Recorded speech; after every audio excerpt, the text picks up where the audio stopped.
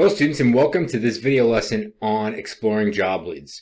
We've discussed earlier in the curriculum about how to go about searching for a job, but this is the opportunity when you can actually find the jobs that are open and how to go about applying for them. So let's explore job leads. All right, getting a job. Again, it's an exciting time in a person's life. All right, it opens up so many new opportunities, both personally, socially, and financially. It's just a very exciting time, a huge change in someone's life. So searching for one and finding a lead is so vital. So finding a job requires a job lead, or information about a job that is or becomes available. Now, job leads can come from multiple sources, such as from another person you know, an ad that's online, or in a newspaper, or just from informational gatherings that you might attend, like a job fair. All right, how do we get job leads? Well, networking is a great way to do that. Networking is communicating with people you know or meet to share information and advice about jobs. Networking requires getting to know multiple people and using those people as information gatherers. Again, multiple eyes, multiple ears provide better information. So after you network, you want to create a contact list. This is a list of people that you know who might be helpful in a job search. On the right, you can see this is an example email list, or it could also be an example phone list. It's always great to compile emails and compile phone numbers of people that could be helpful down the line. Remember, people within a person's network, your network, can provide information about a job, or it can get a person an interview. The old adage, it's not what you know, it's who you know, is very true. The more people you know, the more likely to get ahead is great. And then people within your networks, all right, that help others, will give names as a referral, or this is a recommendation for a job. And this can be anything. This could be, an actual job that you go to work for. It could be a side gig, or if you're looking for something or some sort of help, anytime you get advice from another person or a referral, that person's name will come up. All right, the job search. Well, there's multiple sources that a person can turn towards to find a job. Okay, organizations and companies provide many networking opportunities. Again, they want the best and brightest to come to their company. They can send emails to their mailing list and often will provide statements and contact leads. Schools are very valuable job resources. High schools, colleges, and universities have career placement centers that connect hiring companies and businesses with interested students. Another great program is a school to work program. These exist and they bring career opportunities to students through seminars, work experience, volunteering, and internships. And then hiring preference down the line is given to those within the school to work program. A lot of high schools and colleges will do this, especially internship based. And then advertisements for jobs can be print or online, all right, through website or social media. And the ads will contain job titles, job tasks, the location, qualifications, and how to apply. These are all things together that will help you, when you understand them, your job search. Now, how do you build a network? Well, there's 5 ways to do this. All right, and it all takes some sort of communication skills, which is a transferable job skill if we think back to previous lessons. Personal network. These are people you meet through your social circle, such as mutual friends or even family members. Oftentimes, I don't know how many times you hear a family member helping another one get a job, or a mutual friend or 2 friends together decide to get the same type of job. Professional network.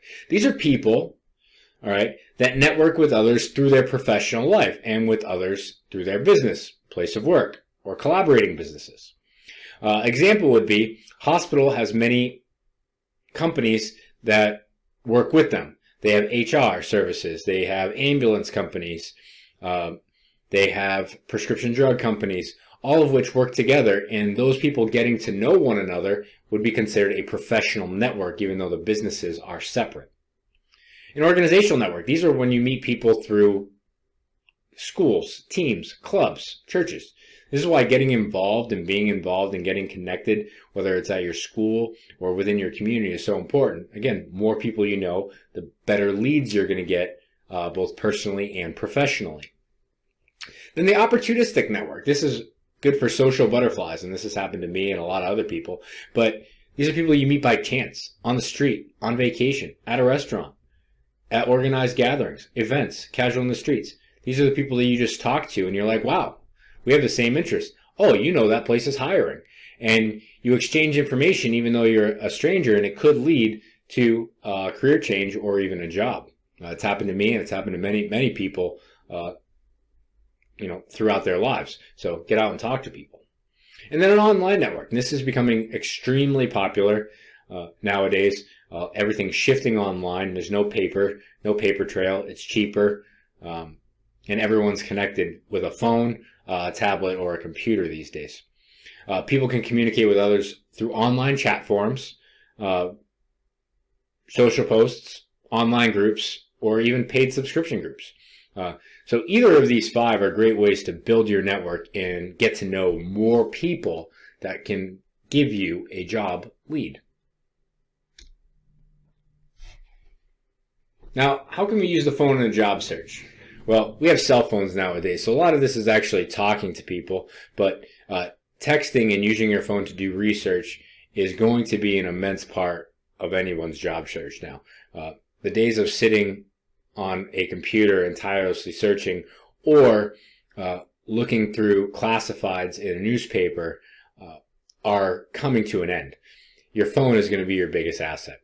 Well, phone calls can be made to help in a person's job search. Now, I'm not just talking about texts or other apps. I'm actually talking about an actual phone conversation with people. All right. There are 2 types of calls: hot calls and cold calls. There's also hot emails and cold emails, which I can get into in future lessons. A hot call is a specific call to a specific person that you know or you were referred to get specific information, such as a follow-up on a referral or a job lead. Okay? This is when you know somebody, they met you and they're like, hey, give me a call about that job, and you call. Or you meet somebody out at a restaurant and they say, hey, here's a number to my boss, give them a call and let them know about a job. So either way, these would be hot calls. You have information. This is a real chance that you can get the job. And you have a cold call. This is a cold call to a prospective employer with whom you have had no prior contact. This is when you call any company and be like, hey, are you hiring? I am such and such person, and I am looking for a job. Okay? And you give your qualifications over the phone. Okay? Hot calls tend to be more successful than cold calls, but cold calls can really put your name on the map if you do it right. All right, so let's look at cold call guidelines. Everyone loves hot calls because you know people. There's already a built-in confidence when you kind of been led into it.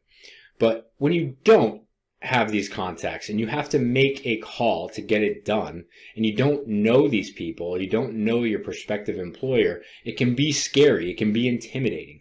Well, what can we do to overcome that? Well, let's follow some guidelines. Let's look at these. Let's discuss them. Okay? Well, first, you got to identify places where you want to work.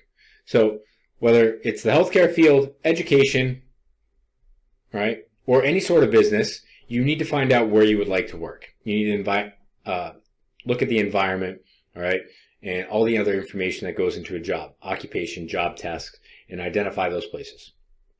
Once you do, all right, you're going to get their information, their phone numbers, and you want to practice first. Write an introductory script. Hi, my name is, and then introduce yourself. Explain the purpose of your call, which is to get the job. Introduce yourself. Write down any questions about a job that you would want to be answered. Because again, these calls are information gathering. These are going to help you make good decisions about your career choice down the line. Request any referrals. So if they don't have any jobs, you can always ask them, hey, can you please put me in contact with your supervisor when a job becomes available? making a good first impression and leaving your name and your phone number might put you ahead of other people down the line. Then you're going to make the call. And when you make the call, you always ask for the personnel director, person in charge of hiring, or the department supervisor. At the end of every call, after you've talked, you introduce yourself, you ask any questions, right?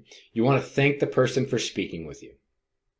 Right? And then after each call, make sure you record any information, right? And evaluate how helpful that was. What information did you gather? Did you not get some information? What was the name of the person you spoke to?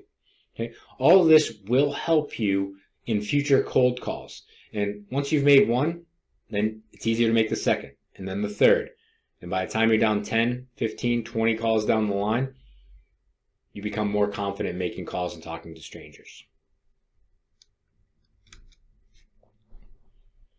Well, here's some etiquette and advice for those that are making phone calls. It's becoming an art that, again, is dying out because of texting and email, and you don't necessarily have to talk person to person or voice to voice to have an interview anymore, or to get a job, or to get a lead. So what can we do? Well, first, you want to make your call effective. Well, how do we do that? You need to practice your speaking and your listening skills before you make a hot or cold call. All right? Actually practice. Okay? Practice by yourself. Talk to yourself. Pretend you're on the phone. Talk to a friend. Talk to a parent or a mentor. Talk to anybody that will listen. All right? Your pet is a great one because they don't offer feedback and they love you anyway. Keep a record of any contacts and conversations you had. It's always good to bring that back up in memory. Okay? People love when you remember something about them. Okay? It's actually a cheat code to getting people to like you. And this is huge. Always ask to spell and pronounce names of people with whom you've spoken. Again, people, the most valuable thing a person can do to validate someone else is remember their name. I have a very tough last name. I respond to almost anything nowadays because it gets butchered so much. But I will tell you, because if anybody knows how to spell it and say it properly, they've already moved up the list for me because they've taken the necessary steps to remember who I was. And that itself validates me and makes me feel important. All right, easy thing to do, put you ahead of the line. Now, another way to get jobs is through employment agencies. There are a ton of these out there, and they match job seekers with any potential job openings. Okay, job seekers will provide information through applications and resumes. You will fill one out. And then businesses will notify the agency regarding any openings and the potential qualifications that they would need. And they help each other determine the best match. Now, there are public agencies that can be used at no cost. And a lot of times these public agencies work with unemployment, anybody that might have gotten laid off so they can get a job and get off public assistance. But then there are private agencies like headhunters that will help secure employment for a fee. And those people look for higher end jobs or higher paying jobs that match your skills and abilities. But these are tools that anybody can use to find a job and a career. So the internet and the job search, the internet will offer so much information. It's at the tip of our fingers with cell phones, but also with a computer. Job postings can be found on unemployment websites, social media posts, and specific business websites. You got to do the work, do the research, click on the sites, find out what's available, and read. All right, employment websites. Now, these are becoming very popular. It became really popular with Monster back in the early 2000s. But there are websites, and they include Monster.com, ZipRecruiter, Indeed.com, CareerBuilder.com. These are just to name a few. And then prospective employees can still fill out an application on the site and submit a resume online. Now, these career websites, they'll offer other supports, such as resume builders, email services, reminders, and career counseling should you have a difficult time finding a job. Now, the drawbacks to these, on top of maybe a cost you pay, right, is that many people use them, and getting picked or being seen can be difficult. So you have to really put yourself out there and wow people with your resume. So keep that in mind when you're going to use an employment website. All right, doing so through people is a much better chance of getting a job. Now, as we reach the end of our video lesson, I have some advice for job seekers. First, you need to know what type of job you're looking for. If you don't have a game plan onto what your skills are and what you're trying to accomplish with your job, you're going to be throwing darts at a wall and not at the dartboard. And you're going to miss the mark 100% of the time. All right, so nail down what kind of job you're looking for. Second, you need to have multiple job options to choose from. There are always a need to have a backup option. All right, it's great to have all your thoughts and desires into one job, but if you don't get that job, you need something to fall back on. All right, and there will be a time when you want that job and you don't get it. So you need to seek another job that can help build up your resume to get the job that you want. Third, keep your resume and cover letter informative but concise. There's nothing worse than a potential employer having to read through so much information. Okay? Jump off the page, put the minimum but the most expansive amount of information about you in one page or less. All right? Jump off that page. All right? What really describes you? Second or fourth, establish contact in person or over the phone to ensure the employer received your application. A lot of times, dropping off the application is the best way. They can put a name to a face and show that you actually put the effort in to go to that potential employment opportunity and that you made the effort to get that job. All right. A lot of times you want to follow up with a phone call. Hey, I want to make sure you got my application. Again, this shows seriousness. All right. And that's what they want. They want someone that's serious, that wants the job. And because if you're willing to put in the effort of the job to get the job, you're going to be willing to put the effort in for the job. And then lastly, be relentless. Okay. Apply for every job. Follow up. Okay. You need to follow up with all your resumes with calls and consistently check on the hiring process. All right. There is a thing that's too much and it can annoy employers if you're constantly calling every day. But if you're constantly checking in to make sure that the hiring process is going on and that their application and that you have looked, it shows that you care. And eventually it may not work for one job or even a second, but the third and fourth and fifth, someone will appreciate that and hire you, and that can help develop your resume, all right, and your career skills over time. So be relentless, get out there, and don't take no for an answer. And eventually you'll get a job and develop the career and move in a path that you want to better your lifestyle. All right, I hope you enjoyed the video lesson. All right, I'll see you next time. Have a good day.